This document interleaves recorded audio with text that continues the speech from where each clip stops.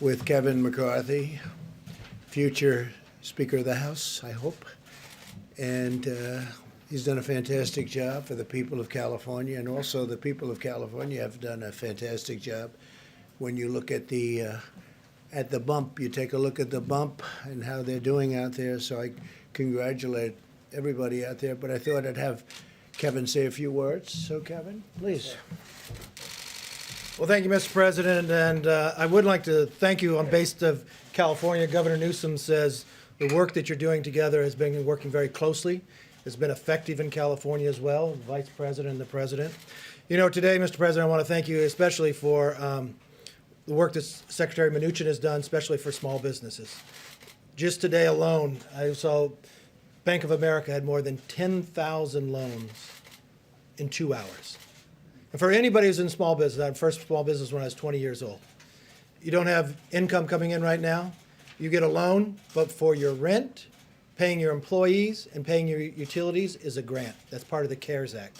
And I think you're going to find that a lot of small businesses are going to hire people back, keep them afloat through the next 2 months, and get this economy moving again as we get through this virus. So I just want to thank you for all that work. Thank you. Great job you're doing. Thank you.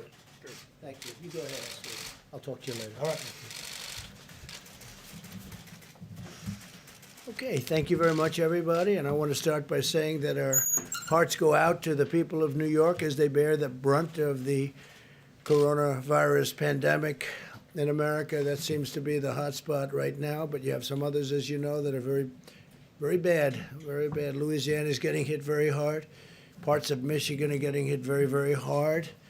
New Jersey is surprisingly, it's much greater than anybody would have thought. They're doing a really good job. Governor's doing a really good job out there.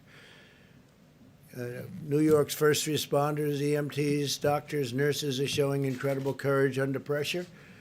They're the best in the world. We will take every action and we'll spare no resource, financial, medical, scientific. We will not spare anything. We'll get it back into shape. The Empire State, the governor's doing an excellent job. They're all working very hard together.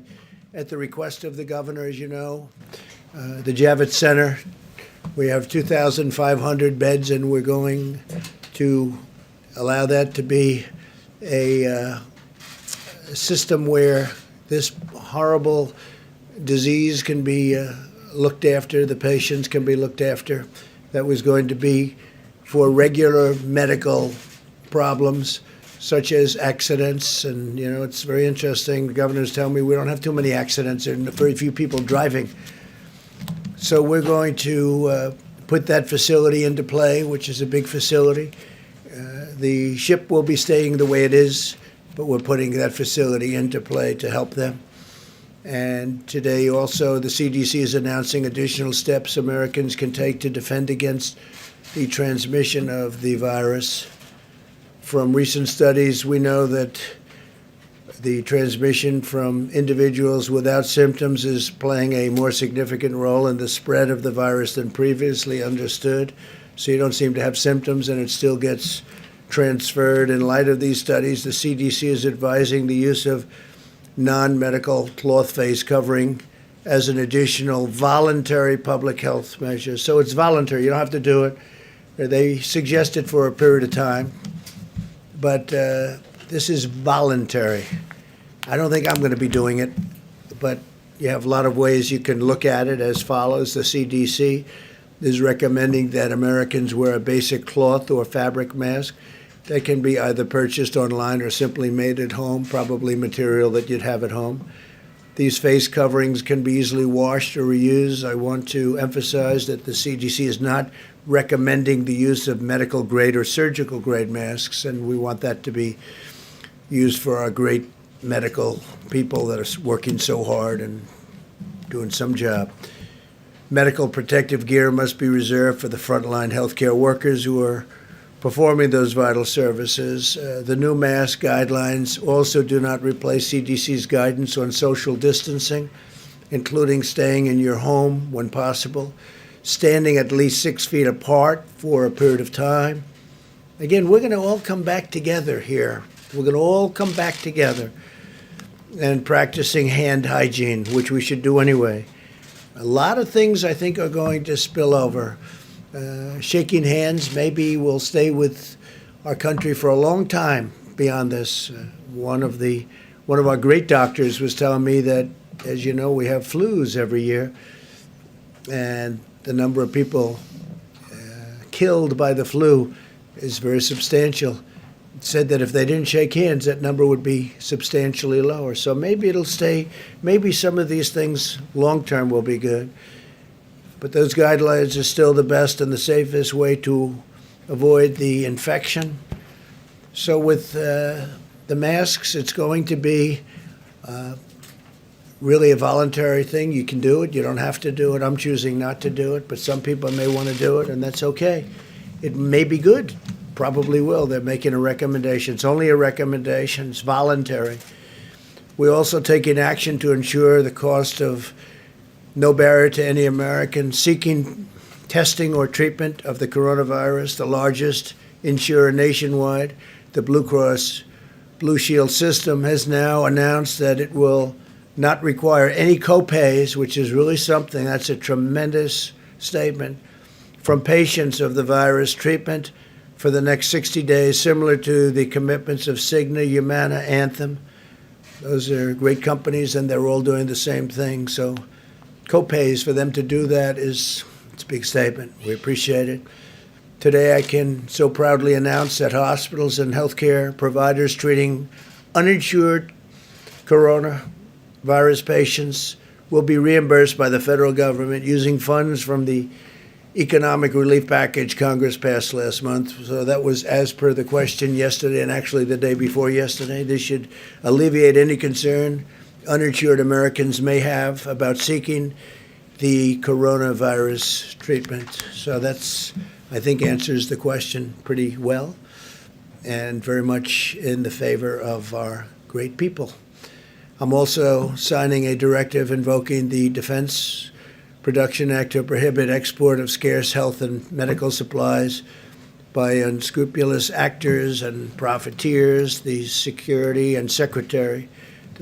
of Homeland Security will work with FEMA to prevent the export of N95 respirators, surgical masks, gloves, and other personal protective equipment. We need these items immediately for domestic use. We have to have them. But we've done really well with the purchase of items, and you'll be hearing about that shortly. We've already leveraged the DPA to stop the hoarding and price gouging of crucial supplies.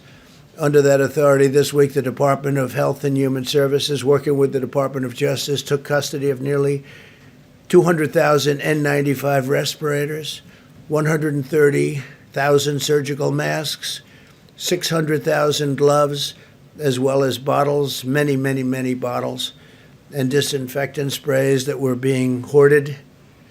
All of this material is now being given to healthcare workers. Most of it's already been given out. And we've given a lot to New York, a lot to New Jersey, a lot to other places. In addition, to ensure that healthcare workers in New York have the protective equipment they need, the federal government, in the name of the Department of Defense, is providing about 8.1 million N95 respirators, Department of Defense. And we've already given 200,000 of them to New York City. Mayor de Blasio needed them very badly, so we got them to Mayor de Blasio in New York City. They were very grateful. 8.1 million, and we're going to be increasing that number from 8.1 million to more. That's a lot of N95 respirators. Today, my team spoke with the CEO of Ochsner Health and the CEO of LCMC, the two largest health systems in New Orleans. They said they feel that they currently have enough ventilators. I think a lot of people are going to have enough ventilators and masks and appreciate what we did and all of the things we've been doing with them, working with them. The CEO of Ochsner, Warner Thomas, who's really been fantastic, I have to say, indicated a need for 230,000 surgical gowns, and I instructed FEMA to deliver them tomorrow, so they'll have the 230,000. That's Louisiana, New Orleans. 230,000 surgical gowns, they'll have them by tomorrow. We're expanding the role of the armed forces in our response effort because no one is better prepared to win a war than the United States military. And we are in a war, the invisible enemy, remember. Over 9,000 retired Army medical personnel have answered their nation's call and are now supporting field hospitals and medical facilities all across the country, like what I just told you, that Governor Cuomo requested we do something in Javits where we take it over. And we're going to have that manned by the military because it's very tough to get people, more people in the New York area. So we're going to have it manned by the military.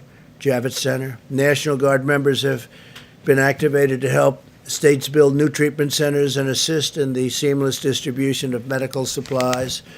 That includes National Guard. The National Guard is assisting very strongly because the states were, in many cases, unable to have the delivery capability from warehouses and other places that we put the supplies. So I've given approval to use the National Guards, the various National Guards in the different states. And they're doing a fantastic job of not only protecting people, but delivering material.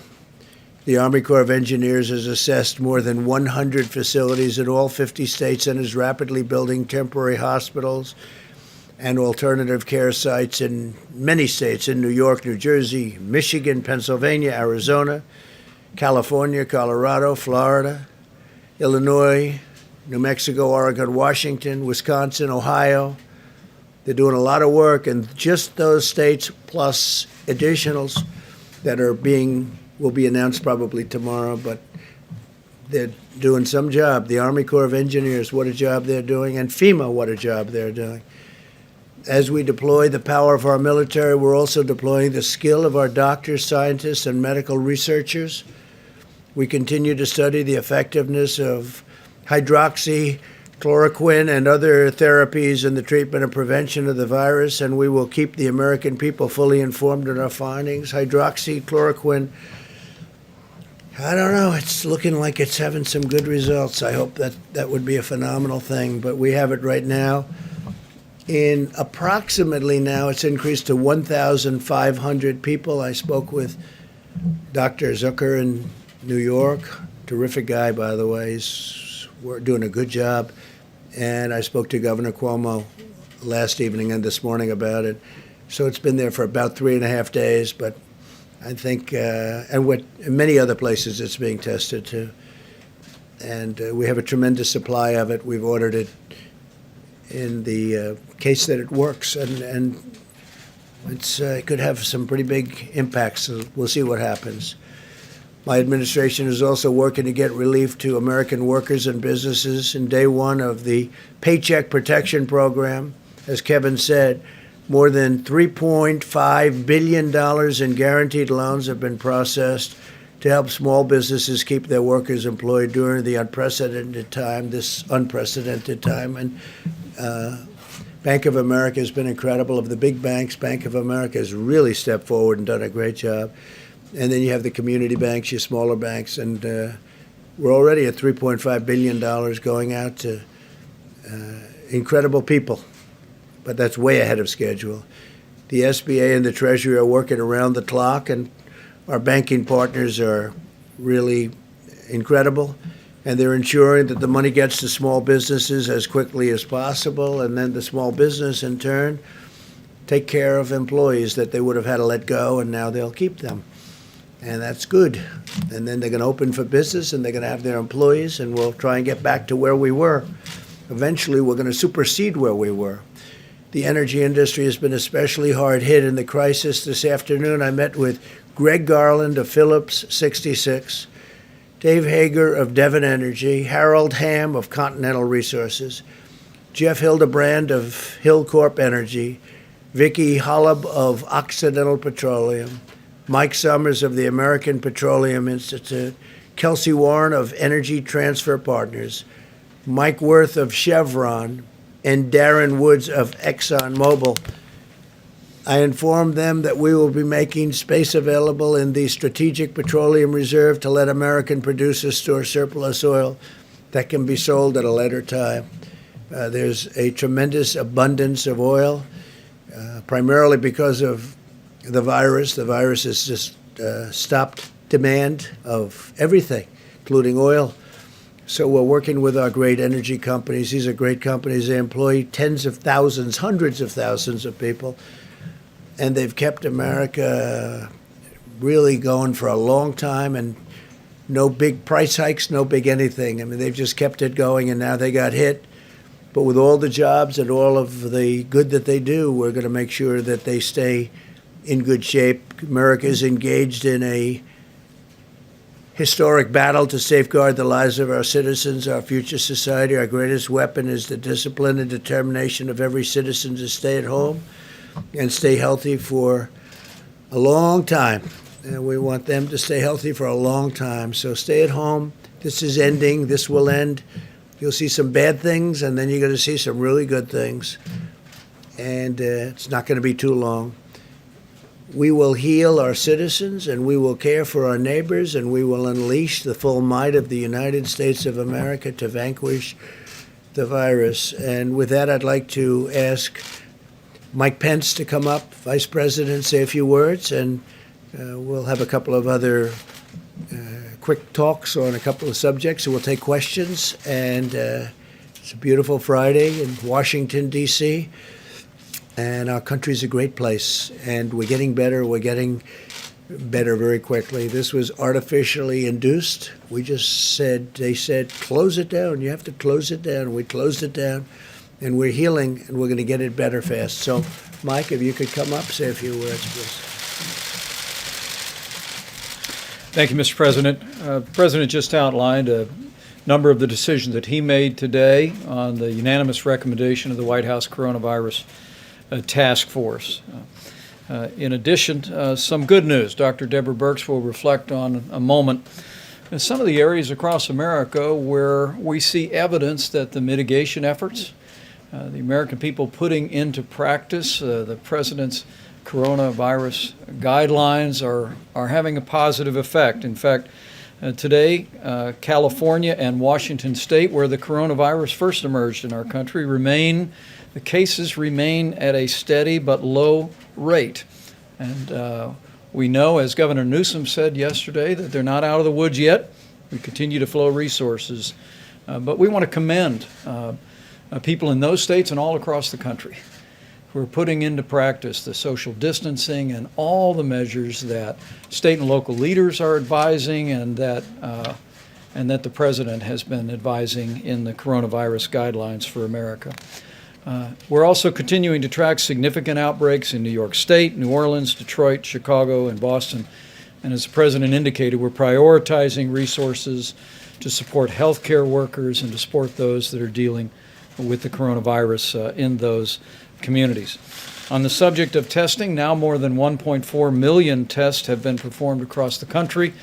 And as you all are aware, some 266,000 Americans have tested positive for the coronavirus.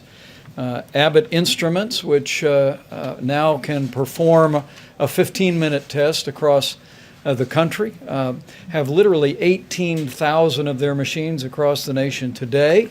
But at the President's direction, FEMA is acquiring over 1,200 more machines to distribute to every state public health lab in America, and also to our Indian healthcare service. And the big news, of course, over the last few days was that the FDA, once again in near record time, has approved an antibody test developed by Cellex. And we're continuing on the White House Coronavirus Task Force to examine ways that we can scale up these rapid tests and these innovative new tests, not just to meet this moment, but to lay a foundation for testing across the nation in the months ahead. As the President mentioned, he met with energy executives today and continues to engage with leaders of businesses all across the nation. We also held a teleconference today with commercial retailers. On the President's behalf, we thanked them for the way that people that operate malls and shopping centers around the country have embraced and enacted the coronavirus guidelines for America. It's had enormous impact on their businesses and their industries, but I heard from them their patriotic commitment to put the health of their associates and their customers first, and it was deeply inspiring. On the subject of supplies, the President detailed our work in that space. It continues to this day. Part of our air bridge, we had a flight arrive from China today to Columbus, Ohio. We continue to work each and every day watching the data about cases to ensure that in particular, not just the personal protective equipment is available for the healthcare workers that are on the front lines, but also that ventilators are available. As this epidemic makes its way through regions and communities, we are literally working hour by hour, day by day, to make sure that patients, families, and healthcare providers have the equipment and the support that they need. As the President mentioned, we've seen over $1.5 billion in loans go out through the Paycheck Protection Program today.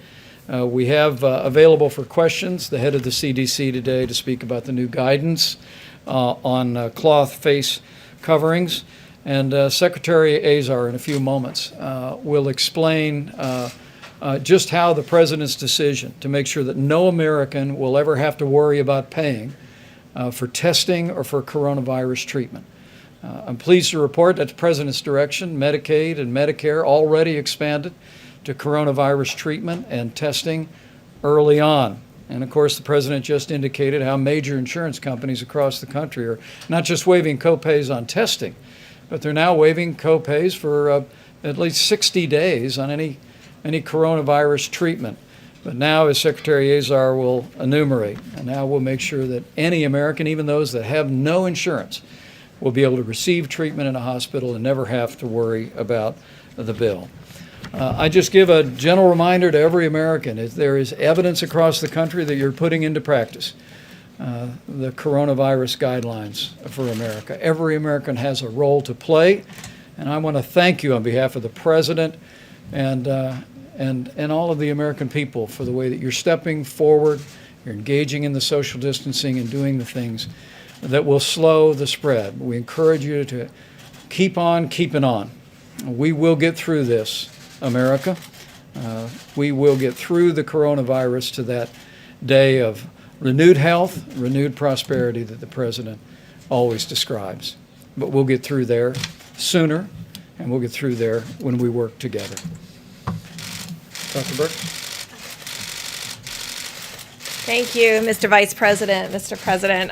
Thank you for your words of discipline and determination. I guess that really describes what we're asking every American, to really be disciplined about these guidelines and really determined to stay in that space of execution. You know, we are just in week 3 of this full guidance measure. We really do appreciate the work of the citizens of California and Washington State, because we do see that their curve is different. Their curve is different from New York, New Jersey, and Connecticut. And we really believe that the work that every citizen is doing in those states is making a difference, and it will make a difference for the frontline healthcare providers. We also are deeply grateful that despite the way their curve looks today, they continue to get ready for a different potential so that they can ensure that patients, if they do get sick, have options and availability. To all the frontline healthcare workers in what we have referred to as hot zones, areas where the number of cases are quite significant, the New Orleans, the New York City metro area, including New Jersey and Connecticut, the incredible work that the frontline healthcare workers are providing.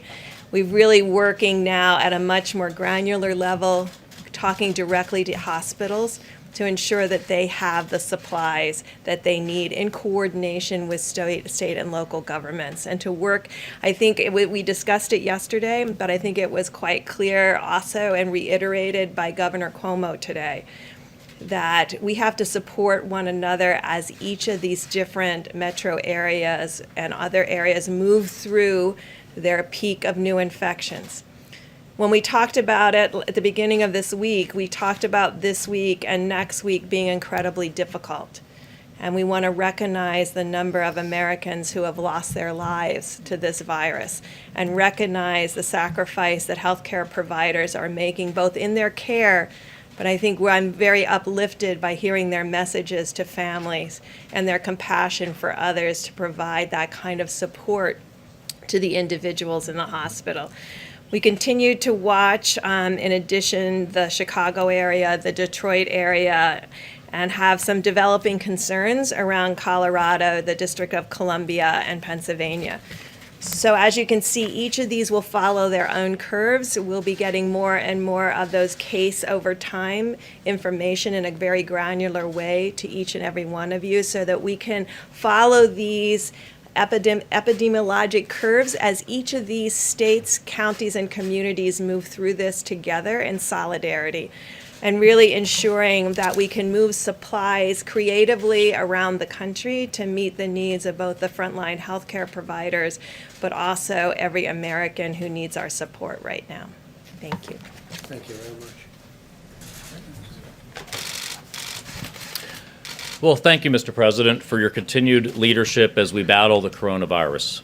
First, I want to thank all of the members of the HHS team and the frontline healthcare workers across America, including those service workers who serve in our hospitals and our healthcare facilities, those who clean, those who deliver, those who stock the shelves, all those who are going into battle every day against the virus. Your country's asked you to serve as never before, and you have responded heroically. I'm going to provide a brief update on the administration's plans to cover the testing and treatment for the uninsured. Getting the uninsured access to the care they need is a top priority for President Trump. We are already rolling out the $1 billion in funding from the Families First Coronavirus Response Act to cover providers' expenses for testing and diagnosing the uninsured. The CARES Act, signed by the President, includes another $100 billion for healthcare providers. Under the President's direction, we will use a portion of that funding to cover providers' costs of delivering COVID-19 care for the uninsured, sending the money to providers through the same mechanism used for testing. As a condition of receiving funds under this program, providers will be forbidden from balance billing the uninsured for the cost of their care. Providers will be reimbursed at Medicare rates. We will soon have more specifics on how the rest of the $100 billion will go to providers. We're working to ensure that this funding is distributed in a way that is fast, fair, simple, and transparent. I'd also like to remind people that if you've lost employer insurance coverage, you have insurance options that you should look into. You'd be eligible for a special enrollment period on the healthcare exchanges, and depending on your state, you may be eligible for Medicaid. Just as President Trump is working to ensure that COVID-19 treatment is paid for, he's working to support new treatment options for patients. Thanks to the President's leadership, many providers are trying different experimental therapies, and we need as much data as we can collect as quickly as possible on how these treatments are working. Today, Oracle has developed and is donating to the government and the American people a web portal and platform to gather crowdsourced real-time information from providers about how patients respond to potential therapeutics. While this doesn't replace the important work of clinical trials, it gives us data rapidly. If you are a doctor or a healthcare provider and you would like to help us, you can sign up today to begin reporting on your work. There's a special registration page for providers at covid19.oracle.com. Thank you very much. Thank you very much. Okay, let's go, Steve. If we could draw you out a little bit more on the advice on face mask, what would people gain from wearing a mask, and why are you opposed to wearing one yourself? Well, I just don't want to wear one myself. It's a recommendation. They recommend it. I'm feeling good. I just don't want to be doing, I don't know, somehow sitting in the Oval Office behind that beautiful Resolute desk, the great Resolute desk. I think wearing a face mask as I greet presidents, prime ministers, dictators, kings, queens, I don't know, somehow I don't see it for myself. I just maybe I'll change my mind, but this will pass, and hopefully it'll pass very quickly. Now, with that being said, if somebody wants to, I mean, most people can just make something out of a certain material, so it's very well designated. It's very simple to do. I won't be doing it personally. It's a recommendation. Okay. Would you like to say something about that? Sure, absolutely. Surgeon General, please. Well, thank you, Mr. President, Mr. Vice President, Mr. Secretary, and CDC Director Redfield. I especially want to thank the folks at the CDC, and it's a great question that you ask. It's a fair question that you ask. I want to unpack the evolution of our guidance on masks because it has been confusing to the American people.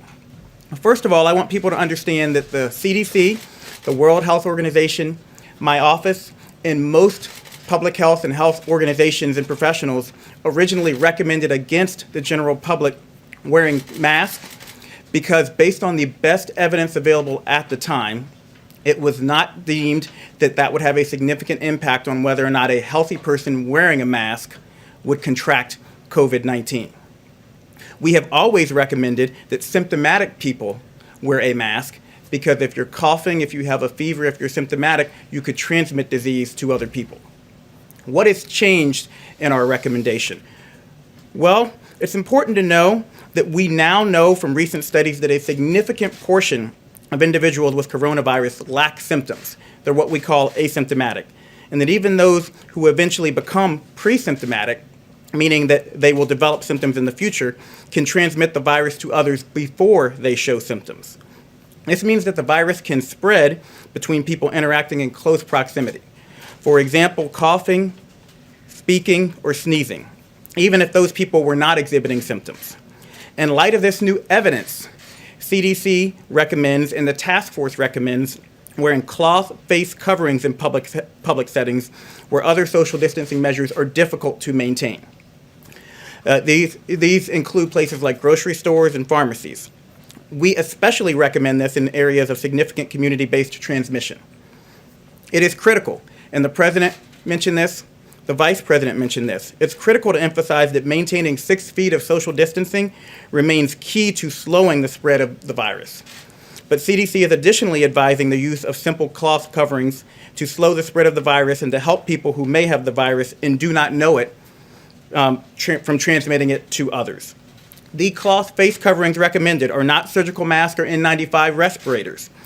Those are critical supplies that must continue to be reserved for healthcare workers and other medical first responders as recommended by the current CDC guidance. As the President also mentioned, cloth face coverings fashioned from household items or made at home from common materials at low cost can be used as an additional voluntary public health measure. This recommendation complements and does not replace the President's coronavirus guidelines for America, 30 days to slow the spread, which remains the cornerstone of our national effort to slow the spread of the virus. CDC is always looking at the data. We've told you that from the beginning. Dr. Birx says it every single press conference. We're looking at the data, we're evolving our recommendations, and new recommendations will come as the evidence dictates. So I want to say if you do choose to wear a face mask, very important, wash your hands first because you don't want to put on a face covering with a dirty hand. Do not touch your face while you are wearing the face covering because, again, you could take materials from the surface, germs from the surface, and bring it to your face. If you choose to wear a face covering, please leave the N95 mask, the medical supplies for the medical professionals, healthcare workers, and frontline workers. Know that this is not a substitute for social distancing. And remember, this is all about me protecting you and you protecting me. This is about us coming together as communities, and if people voluntarily choose to wear a face covering, they're wearing it to protect their neighbors from getting the coronavirus because, again, they could have asymptomatic spread. So, Mr. President, thank you very much for that.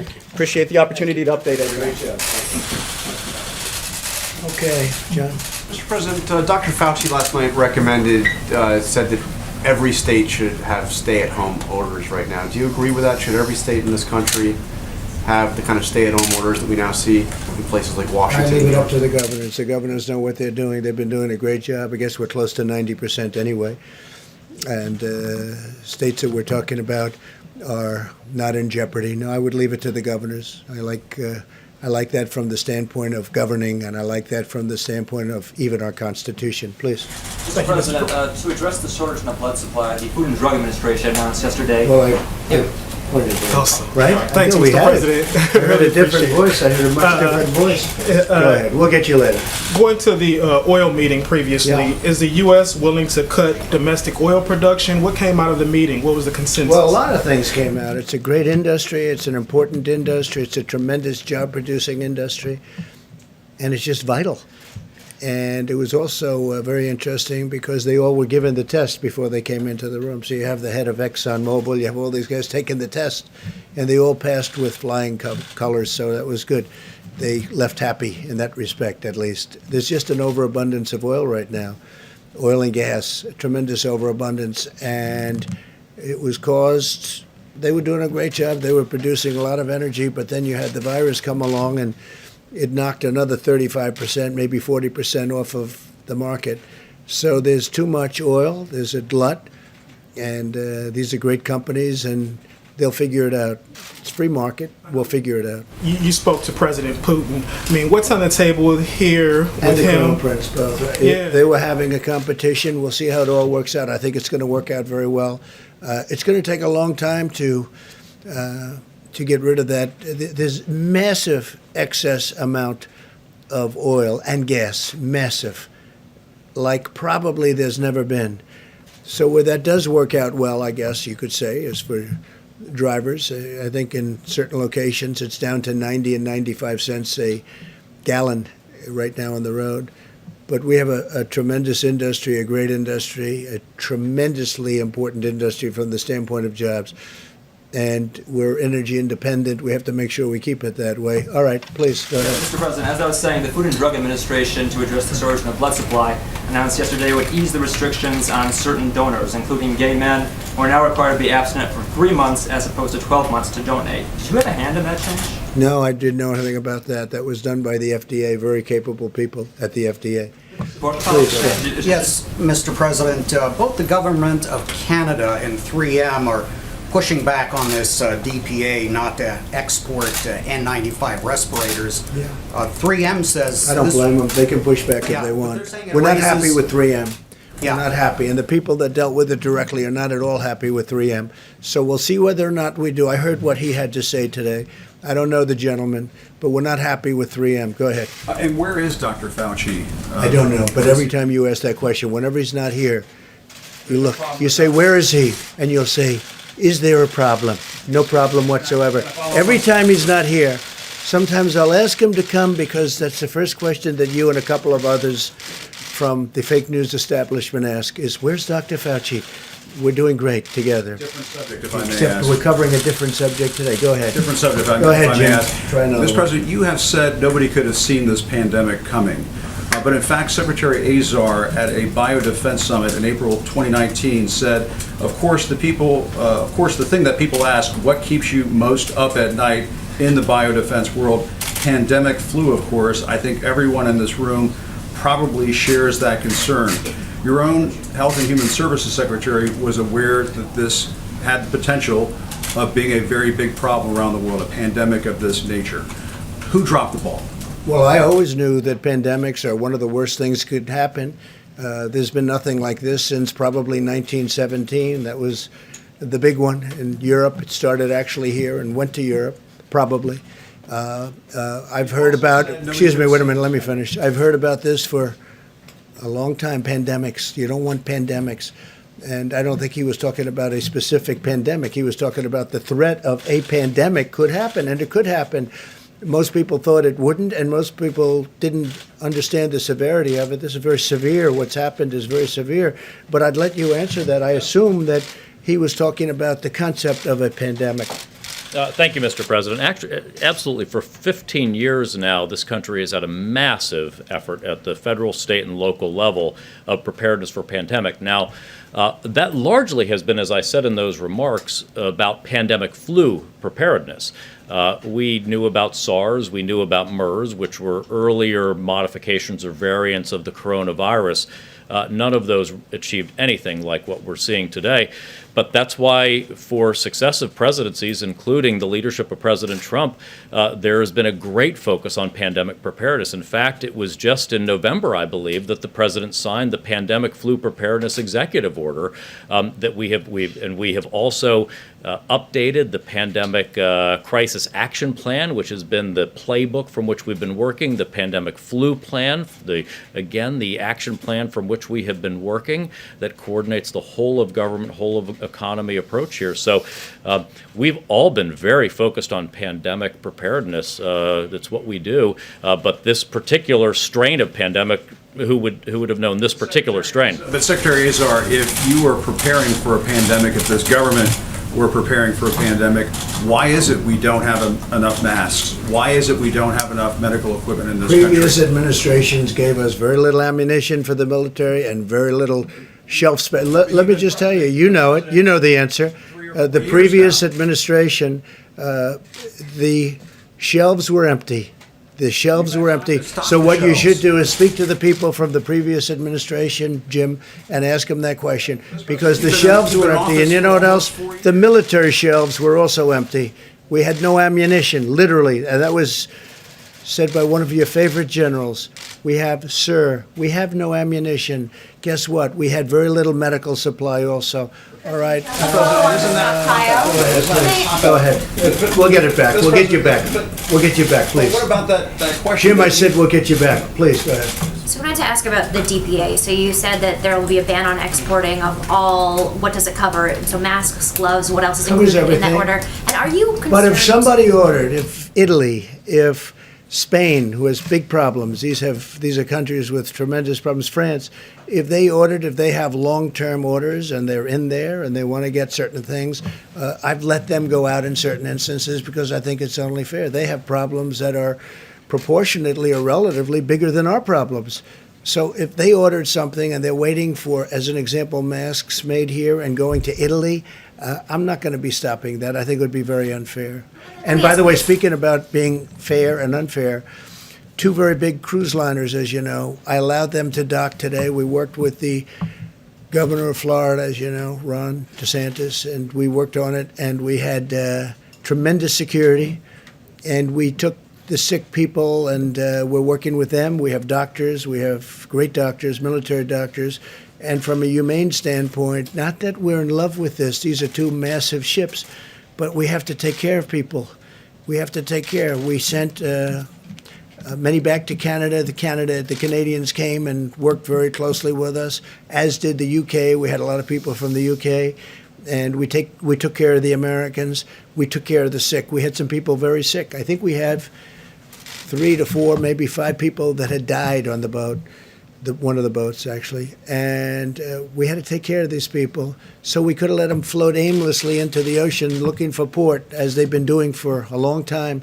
And I made the decision we had to take them in. And Homeland Security and a lot of other people did a great job. But we had to help people. These are people that were very, very sick. Some were dying. Some died. Please. Can I just finish, please? Go ahead, go ahead. Mr. President, your staff today said that people in close proximity to you and the Vice President will get a coronavirus test. I'm wondering, are you concerned that the people you've been hanging around with may have the virus? No, I'm not concerned, no. I had a test yesterday. But what's the reason for the order for people who meet with you or talk to you? Why? I don't know. I mean, I I heard from the oil executives, these are people, most of them had not had the test. And frankly, I think they left the room feeling good about a lot of things, but they felt good about the test. This was a test that took, I guess, 13 minutes to have it finalized. They took the test. I don't know. I didn't know they were doing that. Maybe they did it just for them. I don't know. But it seems that a lot of people, because now we have tests that really work well. Abbott, in this case, Abbott. We have other tests being developed right now that are also fantastic. The original tests, the ones we inherited, Jim, as an example, they were broken. They were obsolete. They were not good tests, and that's what we got stuck with. We've developed some incredible tests, but this took 13 to 15 minutes. and they were all fine. On the DPA, Go ahead, finish your So question. I just wanted to ask, the problem some people have raised is that if the U.S. stopped exporting, what you could have is other countries then deciding reciprocally that they are going to stop exporting, and that the result of that then will be a net decrease in the amount of supplies that American doctors, American hospitals have. How do you address that? Well, I address it in the following manner. We really are very well supplied. We are not the principal. It's the hospitals, the states, the cities. They're supposed to get everything they can and stock up in case something like this happens. But nobody could ever have assumed that something like this happened. So we started supplying. We brought tremendous amounts to New York today and over the last few days. We brought them to Louisiana. We brought them to Michigan. We brought them to Los Angeles. A lot of equipment. You read the amount of masks that we had. I think I said over 8 million masks. The N95 masks, the more expensive, more complicated, better, whatever masks, the ones that want to use in the hospitals. We have millions of them now, and we've given them to a lot. We sent to Bellevue in New York today. That was from Mayor de Blasio, 200,000 of them. But we have 8.1 million. We're going to have more than that. And we're getting them from various sources, including the military. We're rapidly then replacing them because we have to replace them in case there's another emergency. I would be gowns too. We have many gowns being delivered and have been delivered. Our people have done an incredible job. Most people have said now, and I said this yesterday, governors have said, thank you very much, great job. If they're a Democrat governor, in some cases, not in all cases at all. If I said, here's 1,000 ventilators, how many do you want? We want 1,000. Here's 1,000. You got them. But you know what we're going to do? We're going to add another 5,000. Is that good? They said, wow, that's great. And then if Jim Acosta goes and says, are you happy with the president? No, he should have given us 10,000. That's what's happening. You know why? Because that's a standard political answer. And that's a shame because we have done a job like nobody's ever done a job. But we've just delivered a lot of masks. We've just delivered a lot of gowns and protective gear. But you're talking about a massive number. But as of this morning, people were very, very happy. Steve? Will executives ask you for a bailout of any No, they sort? didn't ask for a bailout. No. They asked for it. It was really more of a discussion than asking. We did discuss the concept of tariffs because, as you know, this was a dispute among a couple of countries that I think they want to be able to get it solved. They had a dispute. They had a competition, but they want to get it resolved. Russia and Saudi Arabia, I think they want to get it. Yeah, I think they want to get it resolved. I think they're working very hard. I mean, they told me they want to get it resolved. They're working very hard. Go ahead. Thank you. Yesterday, Jared Kushner said the notion of the federal stockpile was it's supposed to be our stockpile. It's not supposed to be state stockpiles that they then use. What did he mean by our? Oh, why didn't you ask him? And I mean, even the fact that taxpayers from what's every that? I state gotcha. pay I for gotcha. it. You No, used it's the not word a hour. gotcha. What did Hour. he You mean know what by it? hour means? United States of America. That's what it means. It means the states. hour. It means the United States of America.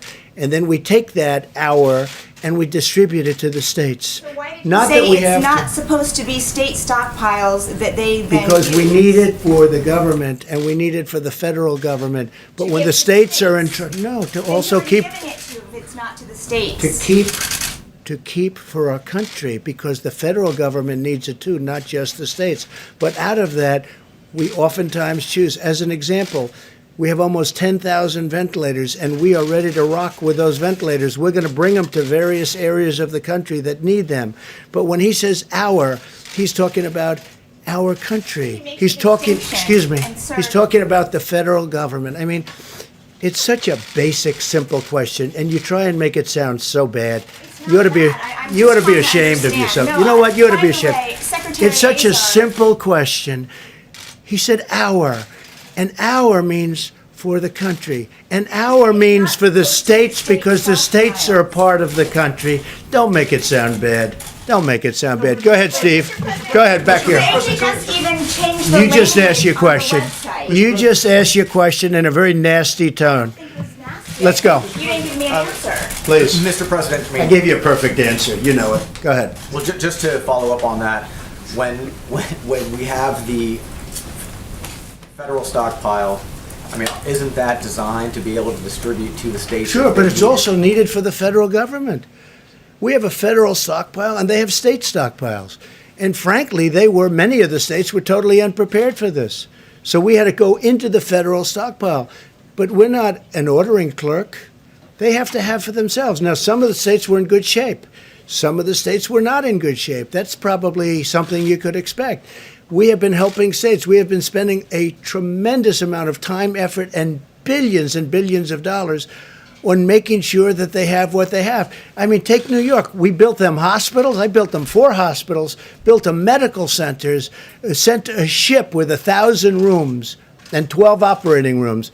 And then on top of that, gave vast numbers of ventilators and vast numbers of surgical gowns, equipment, masks, everything else. Now, they had a chance to order ventilators over the years. They had a chance to order a very big, but they didn't choose to do it. We were there and we helped them. And I think the governor of New York is very thankful for the help that we gave. But we have a stockpile. It's a federal stockpile. We can use that for states or we can use it for ourselves. We do use it for the federal government. We have a very big federal government. Go ahead. Have you decided not to use your powers to be essentially a traffic cop for all the essential medical supplies that are We're needed? not a in this? traffic cop. We're a humanitarian cop. We help. It's like the ships. Do you think we wanted to take 2 big ships into our country that have obvious problems, and you know the problems I'm talking about? So I have a decision to make. Do I take them in or do I save lives? Okay? Do I take them in or do I save? I decided to take them in. And we have tremendous protection. We have great doctors there to help the people. They had 4 or 5 people that died. That was as of last night. They died on the ships. We took care of it.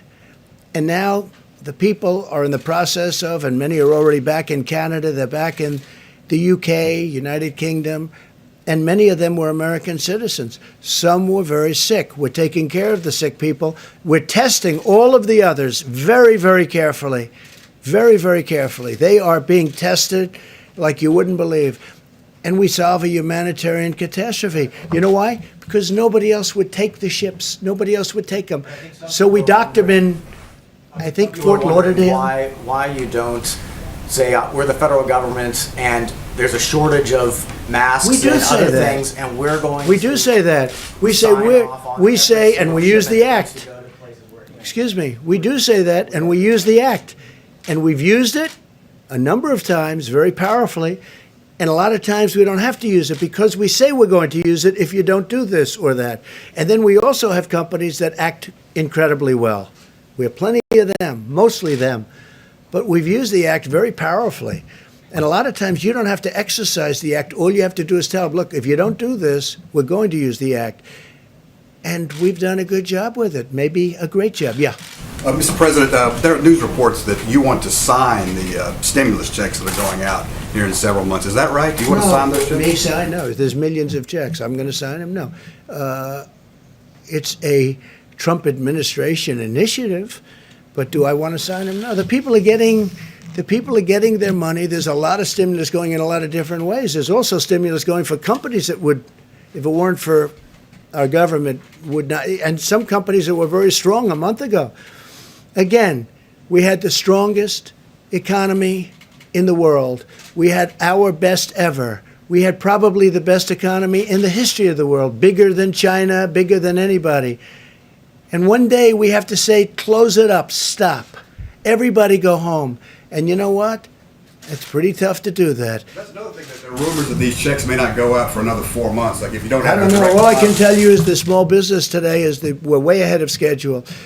There is a problem where, and which I pointed out, I said you shouldn't do it this way, with unemployment. We're 40-year-old equipment by the states. We're sending the money to the states.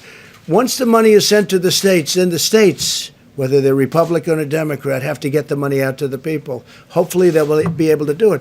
But many of those states have 40-year-old computers. I don't know that they're equipped. I wanted to give the money direct, if that's what you're talking about. I wanted to give the money out direct. It would have been much easier. But the Democrats and some people said, no, let's do it the complicated way. I'm talking more about the stimulus checks. Like, All right, well, I was when will talking people about, get their excuse me, money? I was talking about both. Yeah. Yeah, When they'll will people get, their they will. money? Go ahead, please. Thank you, sir. I'd like to ask questions both for myself and some of the other reporters who are in the room, social distancing. First of all, and this is for yourself and Dr. Birx, what percentage of the population do we suspect to be asymptomatic at this point? Is there a way to figure that out? Seems like the antibody test might be able to assist in determining that number.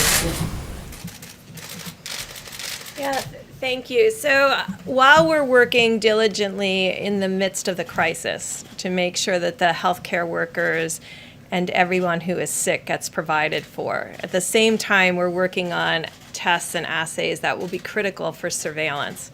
And at the same time, working on plans for what we need to do as this moves through the population and we get on the downside, which we're not there yet.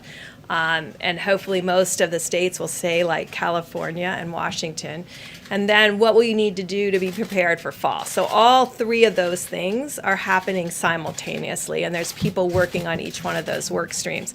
The antibody piece is critical, as you described, because at this time, we can't, if we have, let's say asymptomatic status is inversely related to age. And so the younger you are, the more likely you are to be asymptomatic. We have to know that because we have to know how many people have actually become infected. So when we talked about 5 days ago, I think on Monday, I called on universities to work on an ELISA-based test to test for their health workers and really get through that. At the same time, the private sector is working on tests. And what do we want those tests to be? We want those tests to be like what we use for HIV and malaria.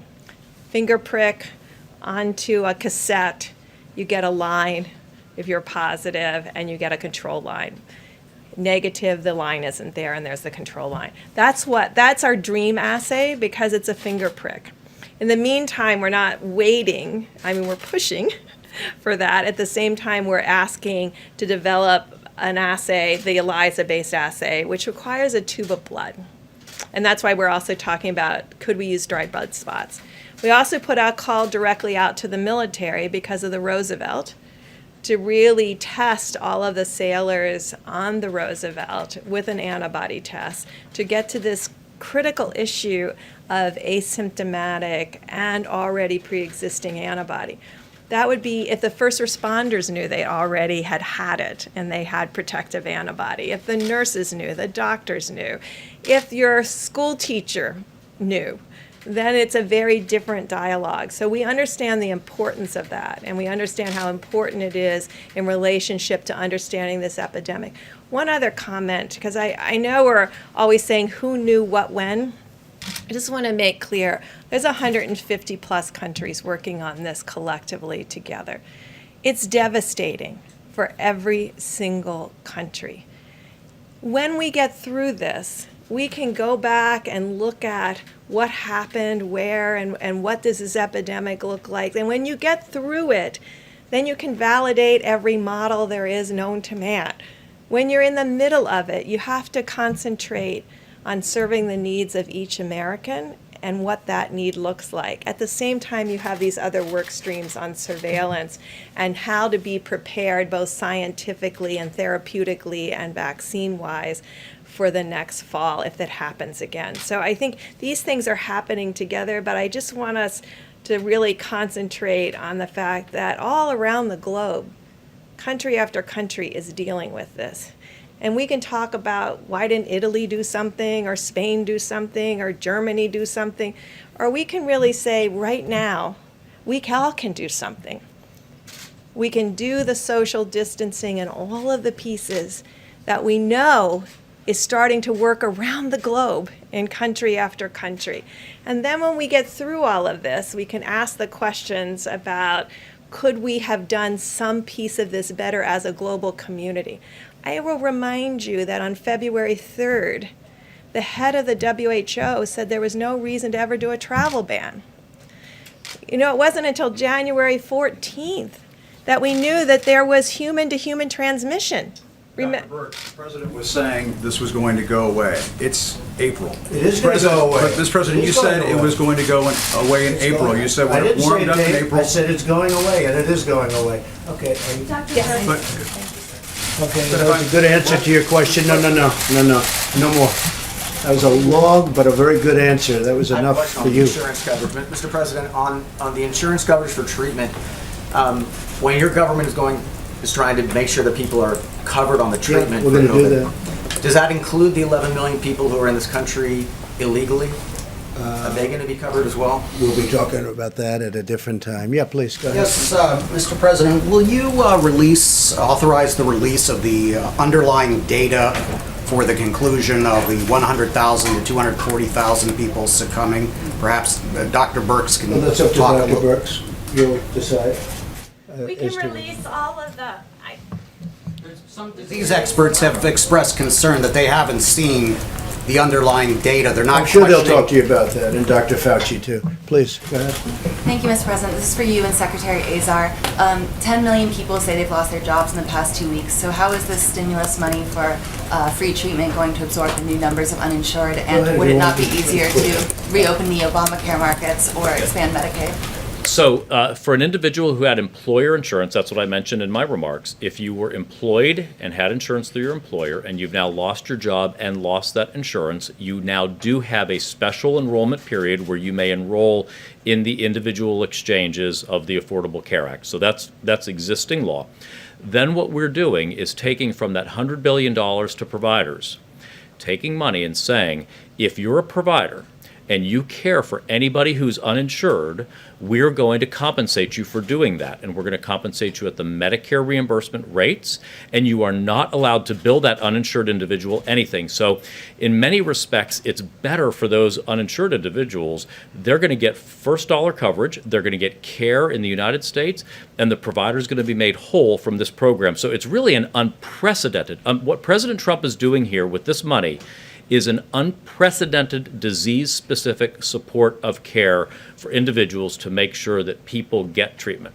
Would still be billed if they test negative, or what about non-COVID I have a conditions? couple questions about supplies. One specifically on New York and the question of ventilators.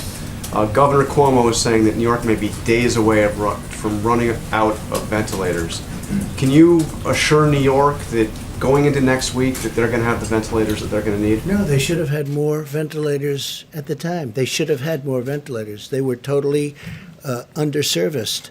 We're doing our best for New York. You know, we have states. We have a lot of states. We have territories too, but we have a lot of states that have to be taken care of, some much more so than others. We've worked very well with the governor. We happen to think that he's well served with ventilators. We're going to find out. But we have other states to take care of. We have a big problem in Louisiana. We have a big problem in Michigan. We have a big problem in 7 other really strong hotspots. But we're doing the best we can. I wish they did the original orders 3 years ago. They would have had all the ventilators they needed, although even then they wouldn't, because if you look at what the original request was from New York, it was far greater than anybody ever heard. And we've supplied a lot. I told you, we supplied some just today to New York, and we supplied some yesterday to New York City. Did you have one in the back? Yeah, please. If I could say, this is why the question of the stockpile that was asked earlier is so important. I don't think that was the question. No, it was a very important question because what Jared Kushner said yesterday is that the federal stockpile is for use by the federal government, not for the states to have access to. So you seem to be saying different. So did Jared Kushner misspeak yesterday? No, he is didn't. that federal He didn't misspeak. stockpile He used the word available to the our. states? Okay, our. Our is referring to our country. The states, to the best of my knowledge and to the best of your knowledge, are a part of our country. We are taking what is in the federal stockpile, and we are helping states all over the country. But we also want to keep some because when that surge comes, when you hit those peaks, we have to be able to have the flexibility to take those ventilators and bring them to Louisiana, New York, Detroit, different places. That's all. You will be using But them the for word, the states that oh, of need them. course, we're not using them anywhere else. We're not going to be using them, John, anywhere else. But we want the flexibility because, you know, we don't even know when the surge is coming, but it's coming soon and it's going to be big. And some areas won't have it. Some areas will be pleasantly surprised, just like we've been. You look at the chart. States that I thought would have been maybe a disaster turned out to be really, they've done a great job. Some states are really trouble. But you don't know. You don't know. We have great flexibility. I would have preferred giving them all out. We'd have nothing. And now when we have a surge, we can't get them back from where we gave them because it's very tough to take them back. So we have tremendous flexibility. And it could be New York. It could be Louisiana. Those are two that are really rough. New Jersey is very rough. And they've done a very good job in New Jersey, but New Jersey is very rough. Go ahead, please, Nabet. Yes, the question is about the CDC guidelines. I know that they've changed over time from February, and there's The guidelines relative to which? The for masks? instance, social distancing and the number of people who can gather in a group and so on. And now we have this measure about wearing masks. And I know you told Steve about why you don't want to wear a mask, but I'm just wondering if you can tell us more about why, because it would I set just don't choose to. an example. They're not mandatory guidelines. They're guidelines. They suggest you could wear them. You don't have to wear them. In fact, the director is here. If you want to say a couple of words about it, you can if you want. You don't have to. And your decision. But basically, it's a voluntary thing. Say it, director. Doing a good job. Thank you very much. I think I just want to reemphasize, I've said this before, that we're not defenseless against this virus. We have a powerful tool, a powerful weapon, that is social distancing. And we've continued to embrace that with the President's initiatives to slow the spread of coronavirus. We're constantly looking at new data, and as the Surgeon General said, one of the new information that became more clear to all of us is there's a greater number of people that are asymptomatically infected than we previously thought. And as Ambassador Birch said, that may be inversely related to age. And so really the purpose here is first and foremost to embrace the social distancing. That's the number one thing. That's the powerful weapon. And this virus has a great weakness. It can't jump from one person to another if it's got to swim more than 6 feet. And this is why we really want that. That said, we now know that there may be individuals in areas of significant community transmission that may be asymptomatically infected. And we know that a face barrier can actually interrupt the number of virus particles that can go from one person to the other. So as was said by the Vice President, the purpose of this face covering is to be another adjunctive mitigation strategy to protect someone from spreading the virus from themselves to someone else.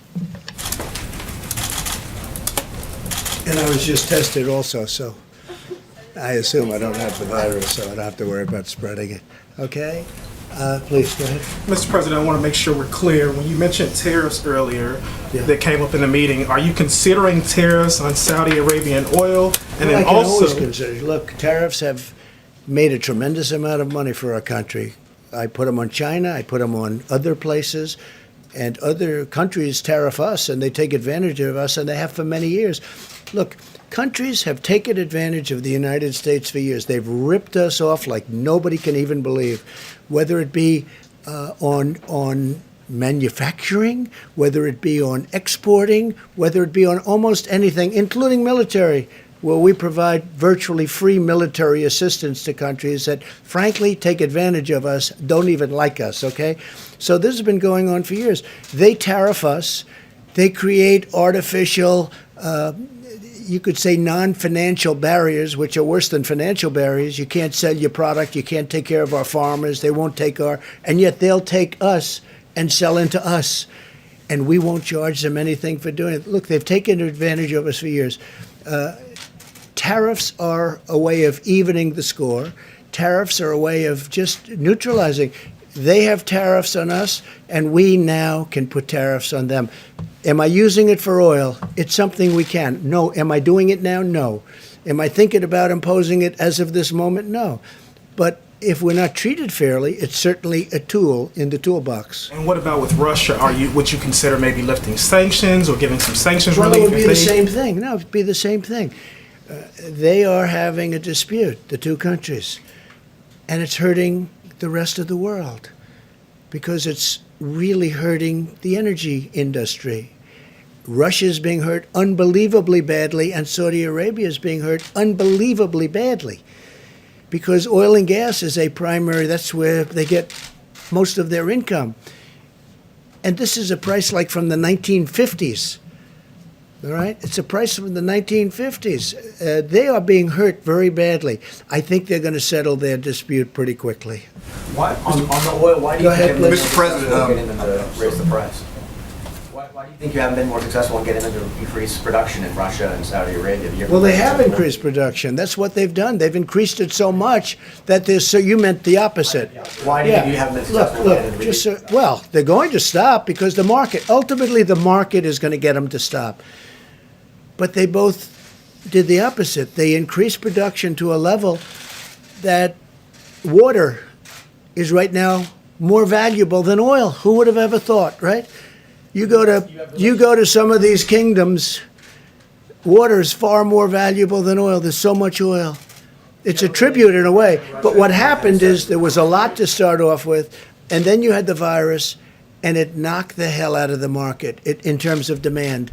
So there's no demand, and there's tremendous supply. So, I mean, you saw numbers where it was down to 20 and down, frankly, below 20. It was even below 20. It's an incredible thing, the market, but ultimately the marketplace will take care of it. But I think they're going to work out their problem fairly quickly. Okay, go ahead. Mr. President, thank you, Mr. President. We're already talking about phase 4 of a stimulus, right? But you and Pelosi and McConnell are already talking about different things that should be in it. Now, last time people were telling me that the fact that you wouldn't talk to Pelosi was an impediment and it really slowed things down. Are you I'd talk. If it were important to talk to her, I'd talk to her. If it were important for the American people, I'd talk to her. But other than that, I can have other people talking to her. Look, you ready? Infrastructure is a great thing for me. I think infrastructure for this country, we have an old broken infrastructure. 50 years ago, we were the envy of the world. And then we spent all this money so stupidly in the Middle East. It's going to be very close to $8 trillion in the Middle East. How stupid was that decision? But they spent it on that and other things. We've got to fix our infrastructure. That means roads, highways, tunnels, airports, everything. We got to fix our infrastructure. And the beauty is because of the fact that we are so strong as a country, we're borrowing at zero. We never had a chance to borrow at zero. Even this country, we never had a chance to borrow at zero. We're going to borrow. This is a great time. So we can fix our infrastructure and we'll have almost no interest costs. This is the time to do it. Steve, one more question. The death toll projections that you shared with us earlier this week, are we still on the current trajectory for that, or have social... Which one? I have many trajectories for many things. 100 to 240,000. Are we still on that trajectory, or have we made any improvements, or maybe not enough time has passed? Say it, Steve. What? Have we made enough improvements? On what? On what? On social The models distancing. On the models? I'd have to ask Dr. Fauci, and I'd have to ask Deborah. Have the models changed? So a lot of the projections you can see are based on, there's many different ways to look at this. And as we discussed on Sunday, some of it is based on the current global experience. We're about, I think, 6.5 or 5.5 times the size of Italy, a different factor in Spain, and we look at all of those, what their projections are, where they are currently, and where that is going. And so a lot of the work is based on how this virus has moved through other populations. That's a very direct way to see how the virus is impacting a population. There's also terrific models. And so every day and every night, one of the models that actually looks at the model related to mortality is the healthdata.org data. And they update it every night, and you can see where we are in that projection. I think in the last run of that model, they were at 93,000 or something in the model. Now, all of that can be changed by our behaviors. And all of it can be changed in a different way if we don't follow those behaviors. If another major metropolitan area ends up having an epidemic like the New York metro area, that could dramatically change not the model, but the reality of the impact of this virus on Americans. Now, by the way, the models show hundreds of thousands of people are going to die. You know what I want to do? I want to come way under the models. The professionals did the models. I was never involved in a model, but at least this kind of a model. But you know what? Hundreds of thousands of people, they say, I want much less than that. I want none, but it's too late for that. But I want very few people relative to what the models are saying. Those are projections. I hope they're wrong. I hope we're going to be under those projections. Two questions on continuity of government. How come you always have two? Why can't you have one? Well, they're related. Every time. I have three questions. I have two questions. Can you give me one instead? Because you have a couple of other people. Go ahead. Okay, I'll go with my second one. The governor of Wisconsin is now talking about delaying the primary, or at least not having in-person voting. So my question is, and I asked this a couple weeks ago, I want to see if you've made any progress on this. Looking ahead to the fall, are you taking steps to ensure that the general election will happen even if this pandemic has reemerged or hasn't gone away? The general election will happen on November 3rd. In Wisconsin, what happened is I, through social media, put out a very strong endorsement of a Republican conservative judge who's an excellent, brilliant judge. He's a justice. And I hear what happened is his poll numbers went through the roof. And because of that, I think they delayed the election. Concerned about people going to in-person I voting? don't know. Why didn't he do it before? He's doing it right before the election. but do you think Excuse every- me. Why did he do this 2 weeks ago? All of a sudden, all of a sudden, an election which is taking place very soon gets delayed. Now, I just endorsed him today, and it was a very strong endorsement. His polls, he's gone very high up, and all of a sudden the governor comes out, the Democrat governor, by the way, comes out and says, oh, we're going to move this election. So I don't know. I hope you're right. I hope you're But do you right. think every state in this country should be prepared for mail-in voting No, in case we're in a because I situation? think a lot of people cheat with mail-in voting. I think people should vote with ID, voter ID. I think voter ID is very important. And the reason they don't want voter ID is because they intend to cheat. When you get something, when you buy something, you look at your cards and credit cards and different cards. You have your picture on many of them, not all of them, but on many of them. You should have a picture on your for voting. It should be called voter ID. They should have that. And it shouldn't be mail-in, excuse me, it shouldn't be mail-in voting. It should be you go to a booth and you proudly display yourself. You don't send it in the mail where people pick up all sorts of bad things can happen by the time they sign that, if they sign that, by the time it gets in and is tabulated. No, it shouldn't be mailed in. You should vote at the booth and you should have voter ID. Because when you have voter ID, that's the real deal. Thank you very much. We'll see you tomorrow. I just had a meeting with Kevin McCarthy, future Speaker of the House, I hope. And he's done a fantastic job for the people of California. And also the people of California have done a fantastic job. When you look at the bump, you take a look at the bump and how they're doing out there. So I congratulate everybody out there. But I thought I'd have Kevin say a few words. So Kevin, please.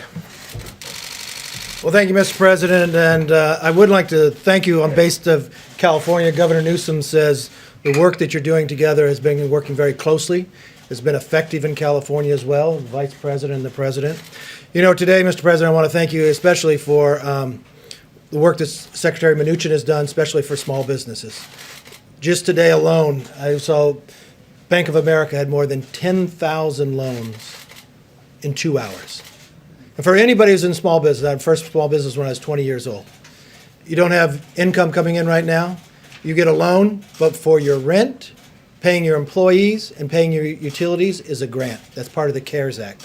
And I think you're going to find that a lot of small businesses are going to hire people back, keep them afloat through the next 2 months, and get this economy moving again as we get through this virus. So I just want to thank you for all that work. Thank you. Great job you're doing. Thank you. Great. Thank you. You go ahead. I'll talk to you later. All right.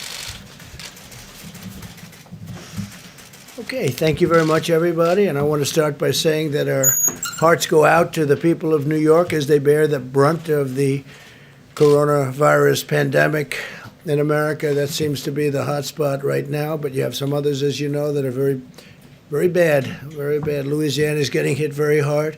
Parts of Michigan are getting hit very, very hard. New Jersey is surprisingly, it's much greater than anybody would have thought. They're doing a really good job. Governor's doing a really good job out there. New York's first responders, EMTs, doctors, nurses are showing incredible courage under pressure. They're the best in the world. We will take every action and will spare no resource, financial, medical, scientific. We will not spare anything. We'll get it back into shape. The Empire State, the governor's doing an excellent job. They're all working very hard together. At the request of the governor, as you know, the Javits Center, we have 2,500 beds, and we're going to allow that to be a system where this horrible disease can be looked after, the patients can be looked after. That was going to be for regular medical problems such as accidents. And, you know, it's very interesting. The governors tell me we don't have too many accidents. There are very few people driving. So we're going to put that facility into play, which is a big facility. The ship will be staying the way it is, but we're putting that facility into play to help them. And today also the CDC is announcing additional steps Americans can take to defend against the transmission of the virus. From recent studies, we know that the transmission from individuals without symptoms is playing a more significant role in the spread of the virus than previously understood. So you don't seem to have symptoms and it still gets transferred. In light of these studies, the CDC is advising the use of non-medical cloth face covering as an additional voluntary public health measure. So it's voluntary. You don't have to do it. They suggest it for a period of time, but this is voluntary. I don't think I'm going to be doing it, but you have a lot of ways you can look at it as follows. The CDC is recommending that Americans wear a basic cloth or fabric mask that can be either purchased online or simply made at home, probably material that you'd have at home. These face coverings can be easily washed or reused. I want to emphasize that the CDC is not recommending the use of medical grade or surgical grade masks, and we want that to be used for our great medical people that are working so hard and doing some job. Medical protective gear must be reserved for the frontline healthcare workers who are performing those vital services. The new mask guidelines also do not replace CDC's guidance on social distancing, including staying in your home when possible, standing at least 6 feet apart for a period of time. Again, we're going to all come back together here. We're going to all come back together and practicing hand hygiene, which we should do anyway. A lot of things I think are going to spill over. Shaking hands maybe will stay with our country for a long time beyond this. One of our great doctors was telling me that, as you know, we have flus every year, and the number of people killed by the flu is very substantial. It said that if they didn't shake hands, that number would be substantially lower. So maybe it'll stay. Maybe some of these things long-term will be good. But those guidelines are still the best and the safest way to avoid the infection. So with the masks, it's going to be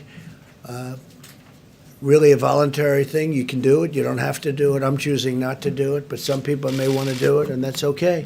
It may be good. Probably will. They're making a recommendation. It's only a recommendation. It's voluntary. We're also taking action to ensure the cost of no barrier to any American seeking testing or treatment of the coronavirus. The largest insurer nationwide, the Blue Cross Blue Shield system, has now announced that it will not require any copays, which is really something. That's a tremendous statement, from patients of the virus treatment for the next 60 days, similar to the commitments of Cigna, Humana, Anthem. Those are great companies, and they're all doing the same thing. So copays, for them to do that it's a big statement. We appreciate it. Today I can so proudly announce that hospitals and healthcare providers treating uninsured coronavirus patients will be reimbursed by the federal government using funds from the economic relief package Congress passed last month. So that was as per the question yesterday and actually the day before yesterday. This should alleviate any concern uninsured Americans may have about seeking the coronavirus treatment. So that's, I think, answers the question pretty well and very much in the favor of our great people. I'm also signing a directive invoking the Defense Production Act to prohibit export of scarce health and medical supplies by unscrupulous actors and profiteers. The Secretary of Homeland Security will work with FEMA to prevent the export of N95 respirators, surgical masks, gloves, and other personal protective equipment. We need these items immediately for domestic use. We have to have them. But we've done really well with the purchase of items, and you'll be hearing about that shortly. We've already leveraged the DPA to stop the hoarding and price gouging of crucial supplies. Under that authority, this week, the Department of Health and Human Services, working with the Department of Justice, took custody of nearly 200,000 N95 respirators, 130,000 surgical masks, 600,000 gloves, as well as bottles, many, many, many bottles, and disinfectant sprays that were being hoarded. All of this material is now being given to healthcare workers. Most of it's already been given out. And we've given a lot to New York, a lot to New Jersey, a lot to other places.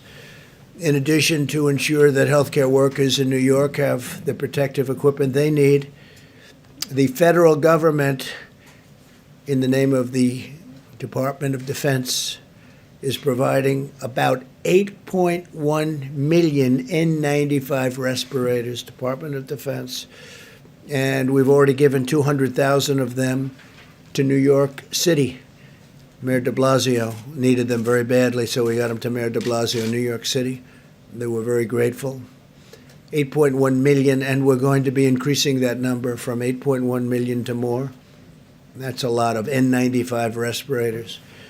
Today, my team spoke with the CEO of Ochsner Health and the CEO of LCMC, the two largest health systems in New Orleans. They said they feel that they currently have enough ventilators. I think a lot of people are going to have enough ventilators and masks and appreciate what we did and all of the things we've been doing with them, working with them. The CEO of Ochsner, Warner Thomas, who's really been fantastic, I have to say, indicated a need for 230,000 surgical gowns, and I instructed FEMA to deliver them tomorrow, so they'll have the 230,000. That's Louisiana, New Orleans. 230,000 surgical gowns, they'll have them by tomorrow. We're expanding the role of the armed forces in our response effort because no one is better prepared to win a war than the United States military, and we are in a war. The invisible enemy, remember. Over 9,000 retired Army medical personnel have answered their nation's call and are now supporting field hospitals and medical facilities all across the country, like what I just told you, that Governor Cuomo requested we do something in Javits where we take it over, and we're going to have that manned by the military, because it's very tough to get people, more people in the New York area, so we're going to have it manned by the military. Javits Center. National Guard members have been activated to help states build new treatment centers and assist in the seamless distribution of medical supplies. That includes National Guard. The National Guard is assisting very strongly because the states were, in many cases, unable to have the delivery capability from warehouses and other places that we put the supplies. So I've given approval to use the National Guards, the various National Guards in the different states. And they're doing a fantastic job of not only protecting people, but delivering material. The Army Corps of Engineers has assessed more than 100 facilities in all 50 states and is rapidly building temporary hospitals and alternative care sites in many states, in New York, New Jersey, Michigan, Pennsylvania, Arizona, California, Colorado, Florida, that will be announced probably tomorrow, but they're doing some job. The Army Corps of Engineers, what a job they're doing, and FEMA, what a job they're doing. As we deploy the power of our military, we're also deploying the skill of our doctors.